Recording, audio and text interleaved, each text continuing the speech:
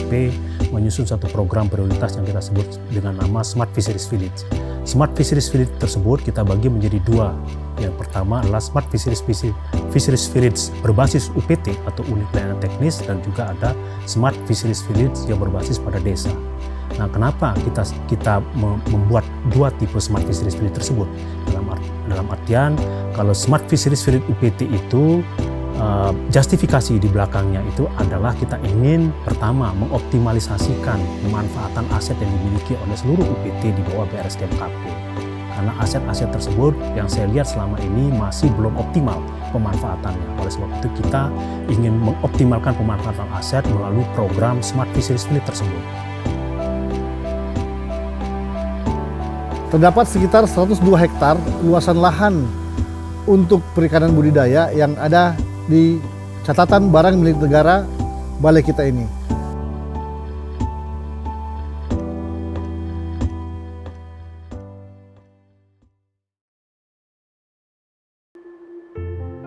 Balai Riset Perikanan Budidaya Air Payau dan Penyuluhan Perikanan Maros merupakan salah satu unit pelayanan teknis atau UPT di bawah Badan Riset dan Sumber Daya Manusia Kementerian Kelautan dan Perikanan yang memiliki tugas dan fungsi pengembangan sumber daya manusia kelautan dan perikanan melalui pendidikan, pelatihan, dan penyuluhan dengan fokus pada ruang lingkup perikanan budidaya air payau. Jadi secara histori balai kita ini memang mengerjakan perikanan budidaya berbasis air payau. Itu sudah zaman dulu, sejak masih menjalani fungsi riset. Dengan adanya dinamika organisasi, maka kami dituntut untuk mengoptimalkan aset tadi dengan program Smart Fisheries Village. Nah, potensi keilmuan, kepakaran, dan juga pengalaman berbudaya itu yang menjadi dasar kita mengelola aset-aset yang ada dengan kemampuan tadi, sehingga kita bisa melaksanakan perikanan budidaya air payau, baik itu aspek pembenihan maupun aspek pemasaran. Jadi semua lini dari perikanan budidaya air payau bisa kita lakukan di balai kita ini. Dengan potensi yang dimiliki, serta sarana dan prasarana yang mumpuni, Balai Maros ditetapkan sebagai pilot project Smart Fisheries Village UPT BRSDM. UPT-UPT yang dimiliki oleh BRSDMKP itu memiliki variability, memiliki aset lahan yang cukup bervariasi. Oleh sebab itu, saya kira untuk tahapan awal kita sudah menentukan beberapa lokasi UPT yang akan dijadikan sebagai piloting project untuk Smart Fisheries Village tersebut. Di antaranya Sukamandi, itu berbasis pada pembenihan ataupun menghasilkan benih-benih unggul. Kemudian ada di Bogor, ada di Maros, ada juga di Palembang. Nah, saya kira ini merupakan beberapa UPT-UPT yang kita coba support awal untuk piloting project. Nah, kenapa BRSDMKP memilih beberapa lokasi tersebut? Terutama kenapa memilihnya di Balai Riset Budidaya Air Payau dan Penyuluh Perikanan di Maros? Itu karena kita lihat Maros memiliki aset yang sangat besar. Kita bisa segmentasi, Maros memiliki aset, ada 4 segmen aset yang dimiliki oleh Maros. Dengan 4 lokasi tersebut, kita akan mengembangkan spesifik sesuai dengan karakteristik aset yang dimiliki. Sebagai contoh, Takalar dengan memiliki teknologi supra intensif pembesaran udang, tambak udang, ini menjadi core kompetensi pengembangan SFV di unit di Takalar tersebut. Sedangkan di kantor Maros itu sendiri akan dikembangkan apa? Bina padi. Jadi kombinasi antara pertanian dengan perikanan di sana. Harapannya dengan bina padi tersebut juga nanti akan terlahir ekowisata berbasis bina padi. Ya, ini juga akan mengungkit, memberikan kasana baru, memberikan nuansa baru bagi masyarakat di sekitar sana. Kemudian di Baru menjadi lokasi pembenihan udang secara intensif di sana. Ya, selain itu juga ada kekerangan, ada kepiting, ada juga ikan-ikan laut lainnya. Dan yang paling menarik terakhir adalah kita masih tetap melakukan suatu kegiatan budidaya berbasis pada lingkungan atau berbasis pada tumbuhan mangrove. Ini lokasinya di Marana. Nah, ini saya kira kombinasi tersebut yang menjadikan kami memilih salah satu piloting project di kantor balai di Maros. Ya. Fasilitas aset yang luar biasa kita kelola, yang menjadi catatan barang milik negara di balai kita ini, maka BRSDM KP menetapkan balai kita, Balai Riset Perikanan Budidaya Air Payau dan Penyuluhan Perikanan Maros, sebagai salah satu Smart Fisheries Village yang berbasis UPT. Saat ini, SFV UPT Balai Maros memiliki 3 instalasi, yaitu instalasi Mina Padi di Kabupaten Maros, instalasi pembenihan udang di Kabupaten Baru, dan instalasi budidaya udang faname di Kabupaten Takalar. Mina Padi sendiri merupakan teknologi tepat guna dalam rangka optimalisasi produktivitas lahan sawah melalui integrasi budidaya ikan dengan padi. SFV Mina Padi terletak di samping kantor utama Balai Maros dengan luas lahan kurang lebih 2.000 meter persegi. Rencananya pada tahun 2023 akan diadakan pengembangan lahan Mina Padi seluas kurang lebih 20 hektar di samping lahan Mina Padi yang ada sekarang.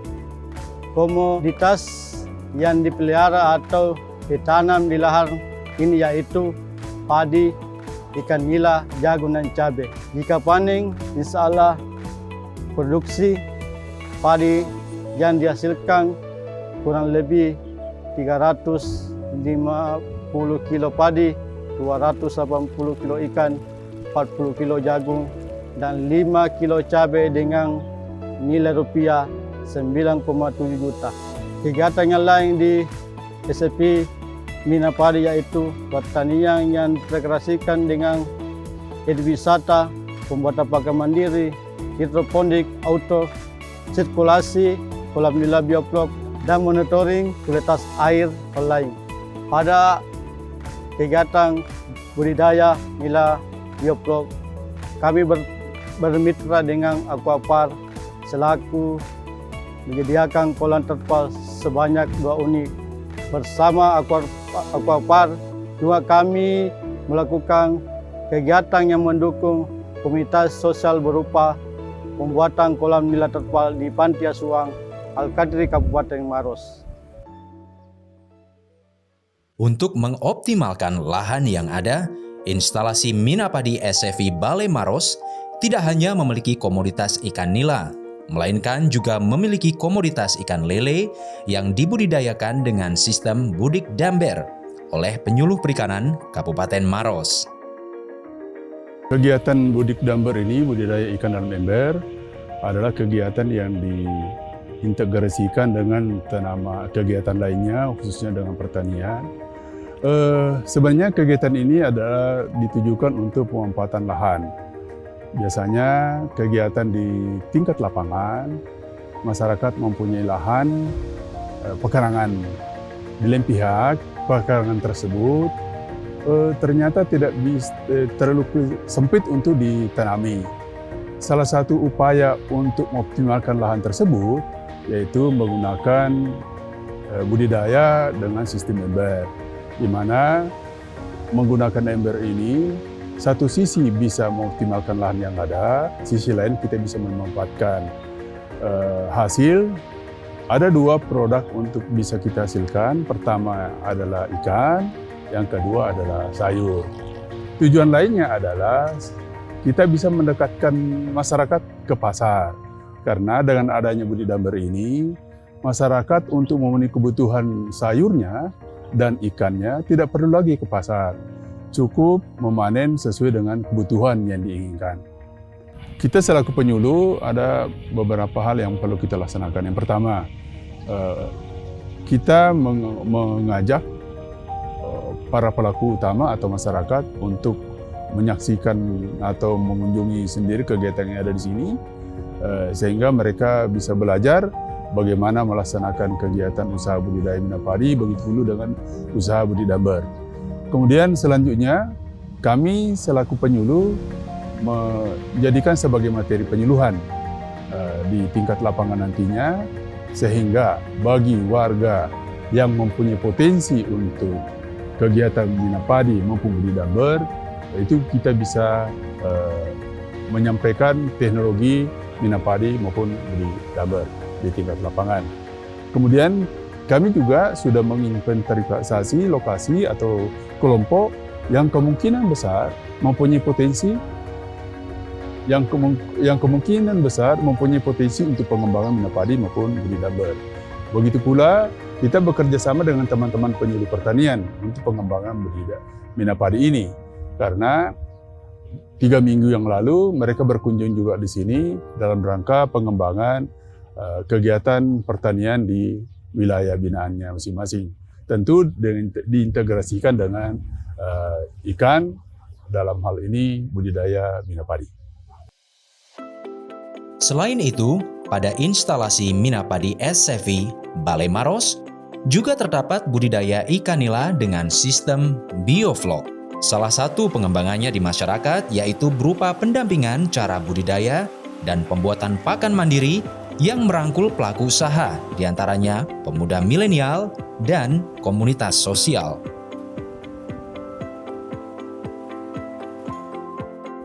Dukungan balai yang kami dapatkan, yang pertama itu pelatihan dan pendampingan pada sistem budidaya bioflok. Yang kedua, pelatihan dan pendampingan pembuatan pakan mandiri untuk sistem bioflok itu sendiri. Harapan kedepannya untuk Balai Budidaya Air Payau di Kabupaten Maros ini, untuk saya perwakilan untuk milenial pemuda bioflok, harapannya kami milenial tetap disupport untuk pengembangan bioflok dan minyak padi itu sendiri. Harapan saya selanjutnya bioflok minyak padi ini dapat diperluas kepada komunitas milenial lainnya, sehingga penerima manfaat dari bioflok minyak padi ini lebih banyak lagi. Kemudian ada hal yang menarik yang kami bangun dalam Smart Fisheries Flat UPT ini, khususnya di SFP minyak padi, di mana di SFP minyak padi ini kita bukan hanya melakukan budidaya padi dan budidaya ikan nila, tapi juga kami memberikan contoh bagaimana melakukan budidaya sistem bioflok sebagai percontohan atau model bagi masyarakat skala rumah tangga. Di sini kami menjalin mitra dan membangun kerjasama dengan komunitas penggiat sosial, yaitu panti asuhan. Di mana di panti asuhan di dekat kantor kami mendampingi, kami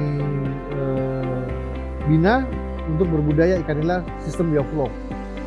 Dan yang menarik di sini adalah keterlibatan dari pengurus panti dan warga panti asuhan itu sendiri, yaitu anak-anak yatim piatu, bersatu padu bagaimana belajar berbudidaya, termasuk kita memberikan materi bagaimana membuat pakan ikan secara mandiri. Dengan demikian kita harapkan dari awal tahun 2020 ini panti asuhan tadi kemudian bisa berkembang dan bisa mengembangkan usaha sendiri sehingga bisa menjadi mandiri dalam pemenuhan protein ikan bagi anak-anak yang hidup di panti asuhan. Ke depan kami akan berencana dengan Smart Fisheries Flat UPT ini kami bisa mengembangkan di tempat-tempat lain, tempat-tempat penggiat komunitas sosial lainnya, baik itu panti asuhan, pesantren ataupun yang lainnya. Sehingga dengan satu kali kita memberikan pendampingan atau kegiatan di lokasi tersebut, dampaknya bisa dirasakan oleh puluhan bahkan ratusan orang yang tinggal di lokasi tersebut.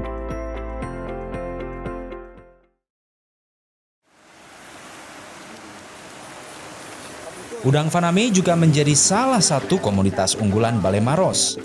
Dalam proses budidayanya, SFV Balai Maros memiliki instalasi pembenihan udang faname di Kabupaten Baru yang dilengkapi dengan berbagai macam fasilitas. Instalasi ini merupakan sarana prasarana yang dimiliki oleh Balai Riset Perikanan Budidaya Air Payau dan Penyuluh Perikanan Maros yang berlokasi di Desa Lawalu, Kabupaten Baru. Instalasi pembenihan udang ini memiliki luas lahan sekitar kurang lebih 9 hektar. Dan fungsi utama dari sarana instalasi pembenihan udang itu melaksanakan kegiatan terkait bidang pembenihan. Fasilitas yang ada di instalasi pembenihan udang, pertama ada gedung Nuclear Center. Gedung ini di dalamnya terdapat beberapa ruangan. Ada ruangan untuk pemeliharaan induk, ada ruangan untuk pemijahan, ada ruangan untuk pemeliharaan larva. Gedung untuk kegiatan pemeliharaan induk itu dilengkapi dengan bak yang bervolume 10 ton. Sedangkan untuk ruangan untuk pemijahan atau penetasan itu dilengkapi dengan bak fiber yang volume 250 liter. Sedangkan untuk pemeliharaan larva udang-udang, pemeliharaan larva udang itu dilengkapi bak fiber ada yang 10 ton, ada yang volume 7 ton, ada yang volume 2 ton. Sedangkan untuk gedung multicultural center atau tempat pemeliharaan naturasi atau pematangan gonat, pematangan gonat dan pemijahan serta pemeliharaan nopli. Terus gedung modul produksi. Gedung modul produksi ini khusus untuk pemeliharaan larva udang. Dilengkapi dengan sarana bak dengan volume 10 ton sebanyak 10, sedangkan untuk volume 20 ton sebanyak 1 bak. Untuk dukungan mitra dari teknis budidaya dalam pengembangan Smart Research Village pembenihan ada dari mitra PT Trikarta Pratama, ada dari mitra CP Saruni Benur, terus ada mitra dari aspek IT yaitu berupa alat ukur jala. Sebagian hasil dari pembenihan di Baru ini nantinya akan dikirim ke instalasi tambak Takalar untuk dibesarkan atau dibudidayakan, dan juga merupakan bagian SFV UPT Balai Riset Perikanan Budidaya Air Payau Penyuluhan Perikanan Maros. Instalasi pembenihan udang Faname ini juga membangun segmentasi usaha penggelondongan udang, bekerja sama dengan masyarakat sekitar, salah satunya dengan Pokdakan Faname Mandiri yang berada di Kabupaten Baru. Penggelondongan udang atau dalam bahasa Bugis disebut pagalondo adalah pemeliharaan benur dari hatchery ke dalam kolam bak atau kolam tanah selama 10 hingga 20 hari sebelum dipindahkan ke tambak. Peran penyuluh perikanan Kabupaten Baru untuk kegiatan SFV penggelondongan benur, kami sebanyak 15 orang penyuluh perikanan Kabupaten Baru mendampingi program dari Balai Satmikal Maros ini, dan ke-15 orang ini kita memang sama-sama turun di setiap hari Kamis itu untuk mendampingi pelaku utama.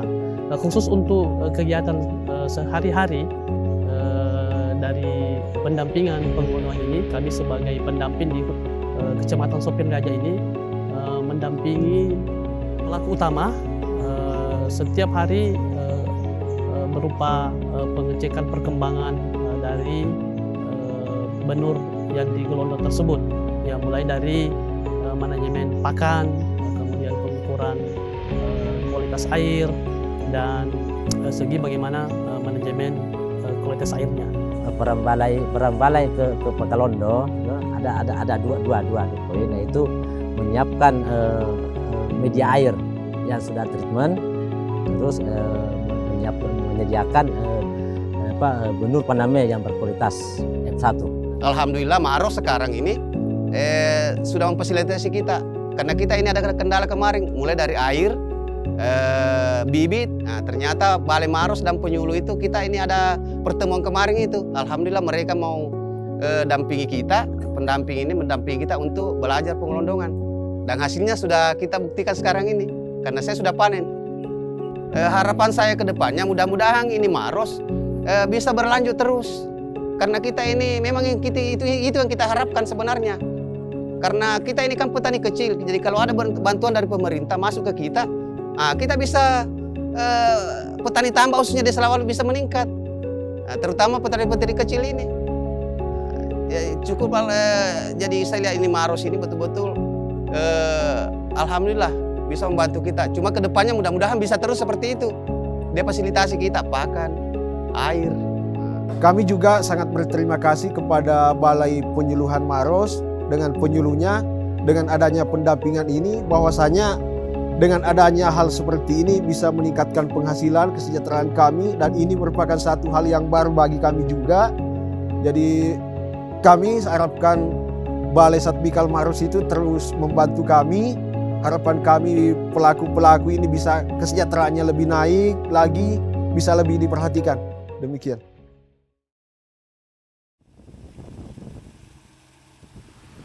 Instalasi pembesaran udang faname di Kabupaten Takalar berfokus pada budidaya udang faname dengan beragam teknologi, yaitu teknologi semi-intensif, teknologi intensif, teknologi super intensif, dan teknologi skala rumah tangga. Instalasi tambak percobaan Punaga Takalar memiliki lahan kurang lebih luas 12 hektar dan yang terpakai sebagai untuk budidaya sekitar 9 hektar. Dulunya lahan ini dipakai sebagai lahan penelitian untuk sumber daya perikanan. Instalasi tambak Punaga Takalar memiliki lahan seluas 12 hektar, diantaranya 80% berupa tambak beton dan ada pun tambak tanah. Teknologi semi-intensif yang dikembangkan sekarang ini hanya menggunakan 4 kincir, sedangkan teknologi intensif menggunakan lebih dari 4 kincir, dan sedangkan super intensif itu melebihi dari 10 kincir, dan skala rumah tangga yang digunakan dengan menggunakan aerasi. Pada tebar yang digunakan semi-intensif 40 ekor per meter persegi, semi-intensif 100 ekor meter persegi, skala rumah tangga 500 ekor meter per kubik. Proses pembesaran benih udang faname ini awal mulanya kita ambil bibit dari ipu baru. Ipu baru termasuk juga SVP budidaya udang faname yang terlibat langsung di pembenihan. Jadi untuk kegiatan SFP ini semua penyuluh dilibatkan. Jadi 23 orang ini ikut dilibatkan di sini. Kita secara rutin setiap minggunya berkunjung ke sini, ikut memantau pertumbuhan udang dan ikut melakukan monitoring kualitas air. Beberapa waktu yang lalu kami sudah sempat melakukan kunjungan ke masyarakat untuk survei lokasi dan survei kondisi masyarakat, apakah sesuai untuk teknologi yang diterapkan di sini untuk di lokasi mereka. Dan pada saat kami berkunjung itu, kami sudah bertemu dengan 2 orang pelaku utama yang sangat berminat, dan mereka punya lokasi dan mereka punya media yang siap untuk digunakan. Saya sudah mengikuti pelatihan selama 2 bulan yang dibimbing oleh Balai Maros. Manfaat yang saya dapatkan selama pelatihan 2 bulan ini, saya dapat mengetahui cara budidaya udang faname yang baik dan benar. SFI UPT juga mendukung program pengembangan sumber daya manusia kelautan dan perikanan melalui bidang pendidikan, seperti program praktik Taruna-Taruni Politeknik Kelautan dan Perikanan Bone dalam menunjang kegiatan SFI Balai Maros. Nah, dengan adanya Taruna-Taruni ini sebenarnya menjadi kegiatan inti dari Smart Fisheries Village kita ini. Karena tujuan dari Smart Fisheries Village kita ini adalah untuk pengembangan SDMKP, yang dimana salah satunya adalah pendidikan. Sehingga kegiatan budidaya yang kami lakukan itu dapat dirasakan manfaatnya oleh para taruna-taruni tadi yang datang dalam proses belajar mengajar di SFV kita. Dengan demikian kami merasa terbantu karena ada dukungan SDM, yaitu adik-adik taruna dan taruni, dan kami punya kewajiban juga memberikan atau sharing pengetahuan terkait dengan perikanan budidaya. Sehingga dengan demikian kita harapkan ada kontribusi dari Smart Fisheries Village UPT ini untuk mendukung peningkatan kapasitas dan kompetensi SDM, terutama buat taruna-taruni kita tadi. Dalam pengembangannya, sinergi dengan berbagai pihak menjadi poin utama untuk menyukseskan program Smart Fisheries Village UPT. Suatu program tidak dapat dilakukan secara tersendiri. BRSDM tidak akan bergerak sendiri dalam menggolkan program prioritas BRSMKP. Begitu pula dengan program yang dicanangkan oleh BRSMKP Smart Fisheries Village tersebut. Jadi Smart Fisheries Village ini kita mencoba meng-guide seluruh stakeholder, baik dari pemerintahan, baik dari swasta, perbankan, ataupun dengan masyarakat setempat. Saya kira sebagai contoh saja, di Maros tadi saya sampaikan, di Maros sudah melakukan kerjasama dengan pemerintah daerah setempat. Secara teknologi sudah menjalin kinerja dengan salah satu startup terkait dengan perikanan. Kemudian juga kita mencoba menggaitkan dengan perbankan yang ada, baik BNI, BRI, kemudian juga dengan kelembagaan ataupun kementerian yang ada, Kementerian Desa Perdesaan, yang tentunya nanti juga kita akan dorong Kementerian Pariwisata. Karena ini apa? Dengan program Smart Fisheries Village tersebut, jadi kita tidak hanya menaikkan aspek perikanan, namun juga aspek pariwisata yang akan kita naikkan. Oleh sebab itu, sinergitas antara seluruh lembaga, seluruh stakeholder ini menjadi poin utama kami untuk menggolkan program Smart Fisheries Village tersebut.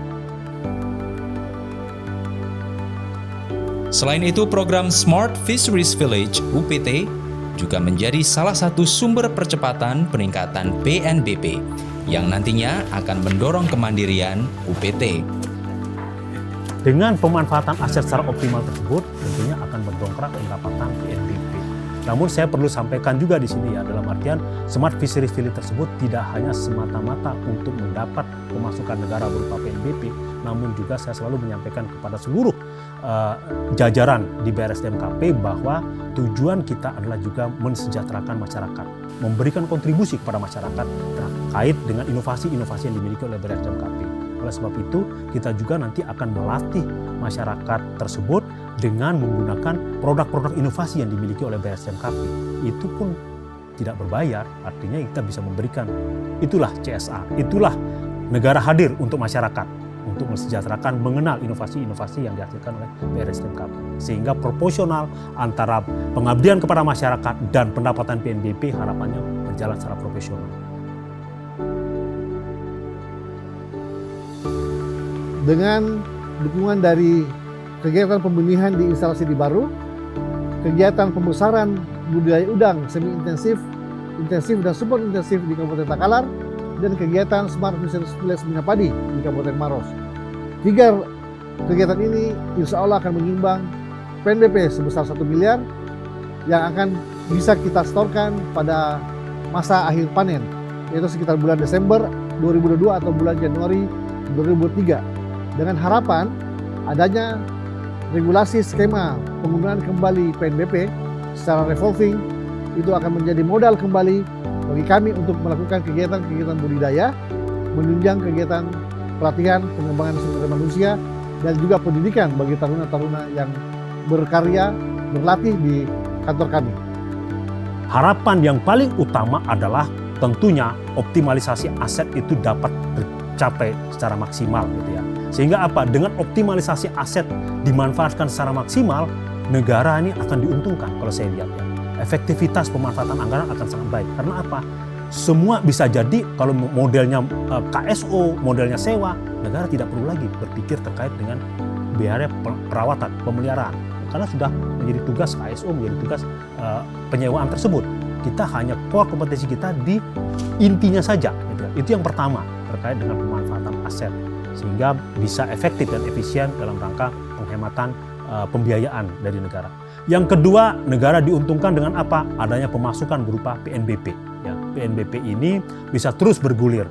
Sehingga pada saat ini BRSDMKP sudah diberikan berdasarkan surat keputusan dari Kemenkyu bahwa 74% PNBP itu bisa dimanfaatkan oleh BRSDMKP. Saya kira ini merupakan suatu peluang yang sangat baik yang dapat dimanfaatkan oleh seluruh UPT untuk dapat menggulirkan kembali, melakukan sustainability kegiatan untuk PNBP tersebut. Gitu ya. Yang ketiga, tentunya semua komponen people, SDM yang ada di UPT itu akan bergerak. Karena semua akan bergerak sesuai dengan tugas fungsinya untuk mendukung hal tersebut. Saya kira itu beberapa hal ya yang menjadi harapan kami, dan ini bukan harapan saja, harapan saya juga nanti di akhir dari program ini, dalam artian kita punya program sampai 2024 ya, di akhir kita bisa melihat bagaimana kinerja, dan tentunya kalau itu berkinerja baik itu akan terus kita lanjutkan terus untuk tentunya ya bagi kesejahteraan UPT, hidupnya cycle administrasi di UPT, pemanfaatan aset di UPT, dan tentunya juga bermanfaat bagi masyarakat di sekitarnya.